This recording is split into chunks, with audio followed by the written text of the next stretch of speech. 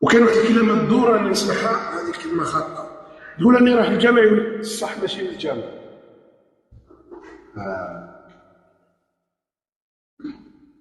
تبدا تقول له المراه هذه هي لازم لها الحجاب، الصح ماشي بالحجاب، معليش. والاسلام راه يقول الدين الصح ماشي في الاسلام، ما كيفاش الصح؟ الجامع ماشي الصح والحجاب ماشي الصح.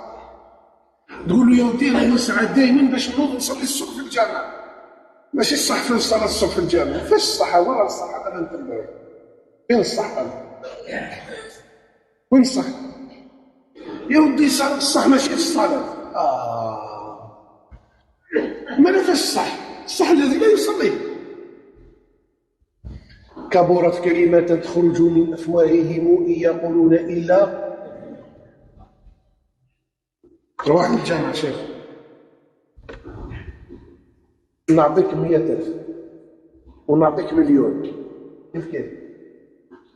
ها؟ كيف؟ 100,000 مليون، حاب نعطي لك وانت شفت بيني وبينك قلبك وين يخفق، 100 ولا المليون؟ بالك برك تغلط وتقول 100,000، ما نفهم. يروح للمليون 27 كيما درجة. إن هذه المساجد المسجد في شرع فيها ربي للصلاة، الذكر، التسبيح، التهليل، الاستغفار، الصلاة على النبي عليه الصلاة والسلام. قال وقراءة القرآن، وهنا نقرأ القرآن ونتعلم. وماذا بكم يقرأ القرآن؟ يقرأه على واحد، قرأه على واحد، وهذاك الواحد قرأ على واحد.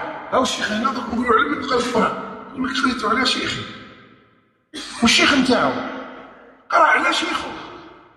اللي يرفد المصحف ويقرأه وحده يخطأ فيه.